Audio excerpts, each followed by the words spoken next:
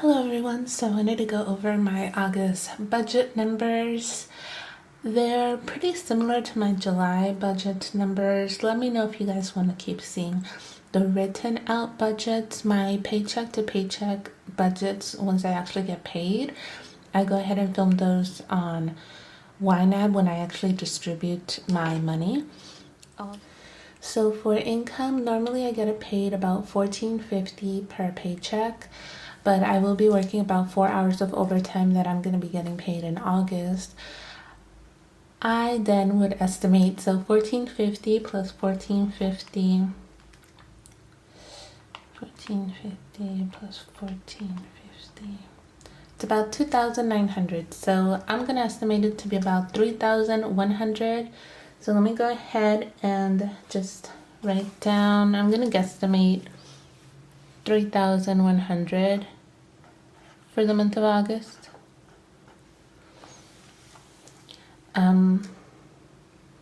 This is with a deduction for my 457B. So every month about $1,600 is going into my 457B. And then this is my net pay after taxes and all those deductions.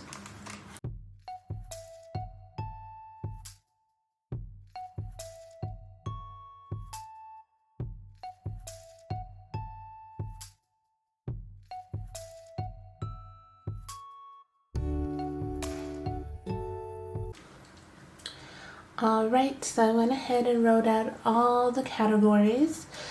For my rent, I estimated to be about $11.75. As always, my phone, it's $130 for my portion. Spotify, it's going to be $9.99. And I had 2 months free of Adobe because I was going to cancel it. But I'm going to be trying out their editing video software. So now they're charging me again. I'm going to check that out and see if it's worth it. Renter's insurance is about $8 and I pay that once a year. Internet is $17.99 with Spectrum. And I use the slowest internet, even though I do upload videos. I mean, I could keep it or have it uploading overnight and it does just fine. I read somewhere that the only time really you want the highest speed internet is if you're like gaming, but I get the slowest one. I'm uploading YouTubes and I'm also uploading and I'm also working from home and I've never had an issue with the slowest internet. So I think $17.99 is a pretty good deal. For utilities, that's electricity and gas. I budget at least $50 in there. Groceries, $150. And if I'm under, I usually keep the extra in my grocery bucket and I just roll it over to the next month. Eating out, I'm going to set aside $50. Gasoline, it's always $100. Car expense is $170. Insurance, registration, car maintenance, and I think that's it. Home, I'm going to be putting away $20. So even though I'm renting now instead of owning my own house, I find that I still need things. So I was initially putting away $10, but now I'm putting away $20. Gifts is going to be $30. Giving is $30. Family, I'm going to put away $200 as always. $200 is auto invested into Fidelity's Finelix Total Stock Market Index Fund. That's where I keep that bucket for my parents. When I say family, it's really parents. And I would recommend Vanguard over Fidelity's zero cost index funds because Vanguard actually pays a higher dividend yield, than Fidelity's Total Stock Market Index Fund. So even though Fidelity has no like expense ratio management fee or whatever, it's supposed to be zero fee.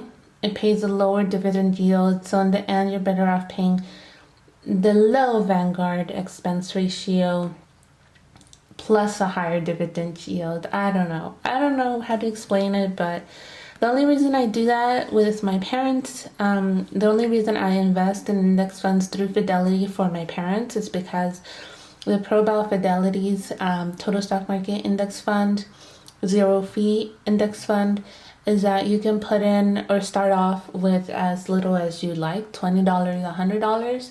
With Vanguard, you have to have, I think, about $3,000 unless you're investing in their ETFs.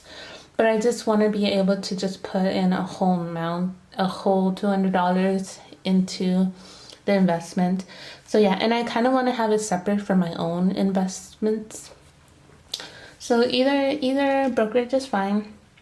Travel, I'm gonna put away 50. I was putting away 100, but I went to Mexico in July and I didn't spend that much. I only spent like $600 including flights for a whole week in Mexico.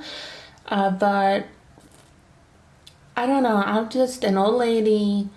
I like traveling locally, small trips, nice relaxing weekends, long weekends. I'm old. I don't know about travel anymore, you guys. I don't know. I like vacations, just not traveling. Even though like there's some of the most beautiful stuff out there in the world. Electronics, I'm gonna put away $40. I take out $10 and put a subcategory to set aside money for my future computer. And then health is $50. Personal is $40. So let's go ahead and calculate how much I have left over for savings and investments. And I'll go ahead and do that right now.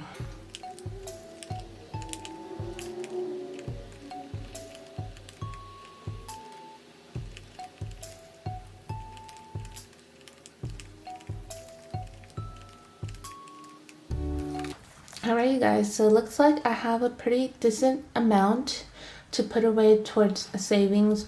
Usually I put away about $650 into investments, but this time around I have $769.03 that I have to set aside. So some of that is going to go into investments and some of that it's going to go into my 100 envelope challenge. And things to look forward to, I did volunteer to work in the September election, so I believe we get paid a little extra to do that. And then we are also going to get a bonus in October, $1,500. And I think that's all, but like during these following months, I'm gonna be budgeting kind of ballparking around the same income, but I do believe a little extra money will be coming our way, so I will be able to put away even more than this. And yes, sometimes I will confess, I dream about not putting away $200 there and just putting it away for me, because I'm selfish. Just kidding. But when I take into account what I'm putting away for myself plus family, that's $769, $869, almost $1,000. Even after contributing to my 457B, $1,600, I still have an extra $1,000 to go ahead and invest, whether it's for me or my parents. And they do tell me, oh, just keep it in that account. We don't need it right now. In the future, if we do, we'll ask for it. So yeah, I've told them about this, and I think that's pretty good. Almost $1,000 towards savings. Years of budgeting have paid off. Anyway, thank you guys so much for watching, and I'll talk to you guys later.